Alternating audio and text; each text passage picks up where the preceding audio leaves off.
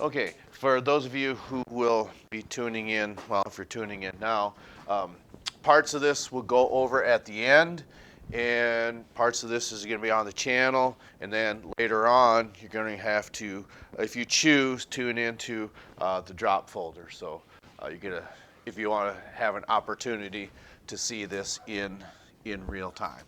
Okay, so a little bit of, per se, what's the right word I'm looking, clarification on Thursday. It says orders with a semicolon and evaluation. Okay, so what that means is probably some of the best things that you can do is match up the animal with the order. So, for instance, someone up front here in the splash zone, pick an order. Any order.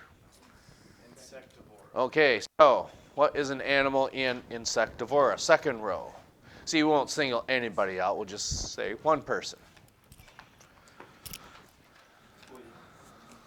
A what? Flea. No. A bat. No. Second row, though.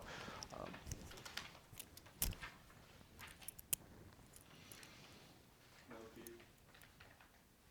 No, you're giving examples of arthropods. We want mammals. Okay, shrews and moles. Those are examples of insectivorans. Okay, so to help yourselves out, what is a characteristic of animals in insectivora? Like an example was their metabolic rate. What about it? It's especially high. Okay, and that's typically the case with any mammal. But as we'd seen with some of these African wild dogs, what's true about a lot of canine species, probably, if my math is correct, 16 hours, that's about 2/3 of the day is sleeping. Okay? So, in your estimation, should you have the opportunity to get how many hours of sleep? Okay? So that is not 2/3, that is only 1/3. Okay? So, but we're talking the majority of domestic dogs, though, too. And maybe through the process of domestication, maybe they spend a lot of their time sleeping to keep themselves out of trouble. Maybe. I really don't know. And of course, that time is going to vary when, even with that of humans, as we are infants and then toddlers, what happens to the hours of sleep as we get older? It gets less, and then eventually, when we reach our final stages of life, maybe we'll get more. So maybe it's like a bell curve. The amount of sleep increases, and then somewhere between, I don't know, maybe where it plateaus off is perhaps somewhere in 25 years of age to maybe 50 years of age is where it starts to plateau, and then the amount of sleep will increase again. Okay, so with that, I guess it's not going to go back down in a curve. It's just going to continue to go up. Okay. Now, why might that be that even as us, as we get older, why may we need more sleep? Health reasons is probably the biggest aspect to where just maintaining a certain amount of health that as we age, our body just can't handle being awake for that many hours. Even in your own case, how many of you, we established 1/3 of the day should be sleeping. How many of you tried to stick to that criteria of 1/3 of your day is sleeping? I'm thinking of the, what do we say, 13 people who are in here. My guess is, or however many it is, I'll bet you 5 stick to 8 hours of sleep. Does anyone care to volunteer? Who gets 8 hours or more of sleep? Count like naps too? No.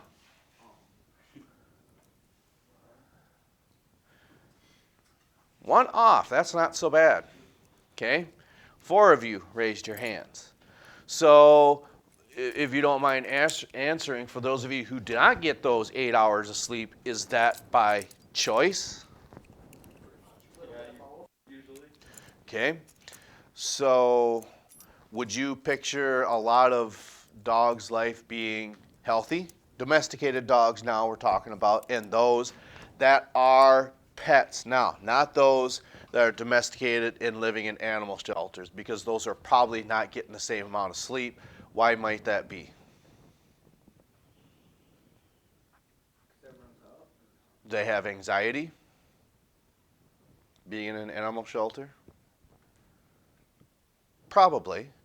I mean, I certainly think the amount of anxiety being dumped by some individuals, because why may a pet be surrendered? 1, can't afford it. 2, are not responsible enough or didn't know what their responsibility was. And sometimes I think it happens is maybe they grow too large or can't handle their pet or their domesticated dog. And of course, I think we all would agree that that is rather unfortunate, but unfortunately, it does happen. All right. So I think we only have, what, 2 orders left? That sound right? The horses and the cattle? No, that can't be right. There's got to be 3 left, because there's one that comes after hooved animals. Should be. We will find out here in just a moment.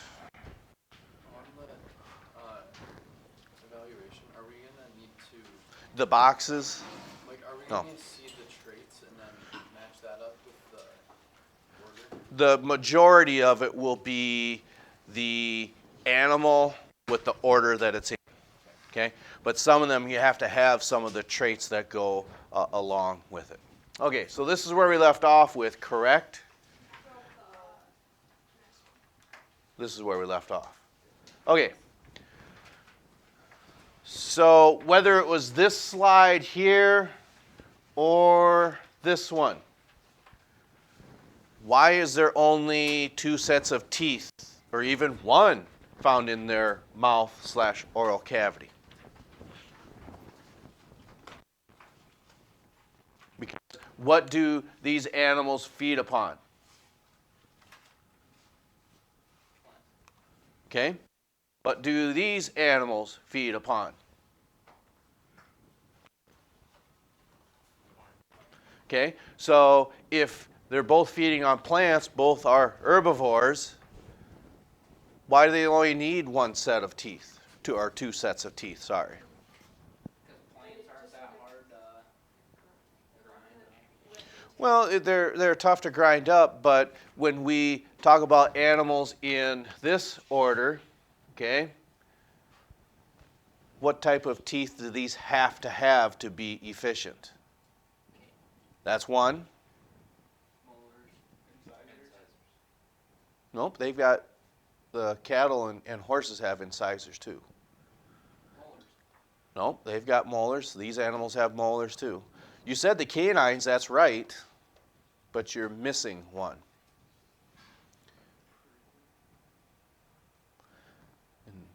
And they weren't very confident when they said it. Yeah, bicuspids or premolars. I heard That's all I heard. And I know that's got to be right, because it's nice and quiet in here.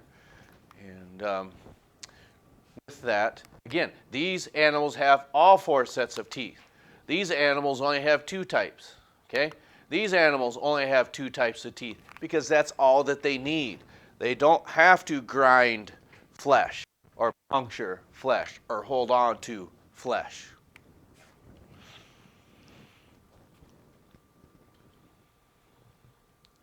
Okay. What does this mean? Now, to make sense of that, this would probably help. These are also ungulates as well, but notice what comes right after that. They got hooves. Yes, both of them have hooves. That's what being an ungulate means. One has Well, that's true. It's even and odd is the better one. You're not wrong when you say that, but because rhinoceri and elephants, it's 3 and 5, although elephants are in a different order, but it's just the idea of having an odd number of toes.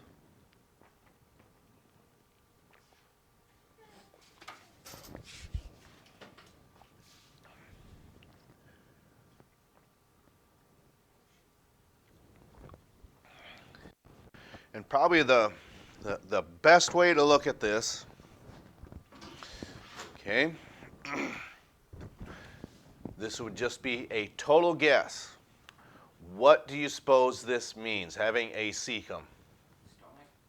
Appendix. Okay, you're close with the stomach. Well, there are mammals that are herbivores, that are ungulates, that do have more than one compartment, but it's not these animals. Used for plants. Okay, so these cattle, deer, okay, and caribou, okay, we consider them being the ruminants, which means it goes from a rumen to an omasum to an abomasum and then a reticulum. So we say that these types of animals, it's the most common one we refer to, is they've got 4 chambers in their stomach. Okay? Does anyone think they might know why? What is easier to digest? Flesh, being a carnivore, or plants, being an herbivore? Is easier? You're right. I just didn't know if you thought you were right. Okay? It's much, much easier to be a carnivore and digest that as opposed to that of an herbivore. Okay? And one of the reasons for that is, does anyone think they know celery is the best example? When you crunch into that, You have to use more. yeah, you're going to use more energy to do that, but it's the amount of cellulose that's in that plant. Okay? That's very tough for us to even digest as humans. So what happens, these animals don't even produce the enzymes needed to break these down. Okay? And what we mean by that is the idea they're not chewing on gum. It's very common to see this. It's a very common term. I know you know what it is. Starts with a C and then a U and then a D. Right. And not that there's I want to say a real specific answer to this, but what would make sense to me to explain it to you is that after that first compartment is filled, and when they regurgitate that, it's too much to enter into the next compartment. So they chew on it to make it smaller, then keep switching that out, if you want to call it that, or sending it back into their rumen then, and then eventually it can move on to their omasum. Okay? So it goes down into their room And it comes back. So one of the things that happens, we said these don't even produce enzymes to break this down. Okay? It's actually the bacteria inside of their gut that actually will make the enzyme synthesize that for them, and then they can break that cellulose down. Again, these animals don't even do that. Must be Googling that. I'll just see. Ding, ding, ding, ding, ding, ding. Oh. Okay. So then this is our last one. Okay, C, cattle, if you want to call it that. So the biggest reason that we would say that is because these are herbivores. With the majority of other aquatic mammals are all what? Carnivores. Okay? So when we look at these are the C herbivores. Okay? And approximately where do you think you can see these animals in the continental U.S.? Oh, Florida. Yeah, Florida is probably the best place to look at that in, of course, the ocean, like you said. When we say that these are modified, Okay? They evolved. But came from what? Yeah, came from feet. So sometimes what happens is animals will leave the water and their flippers turn into limbs or legs. Sometimes it goes just the opposite. They have legs or limbs, go back into the water, and then have flippers instead.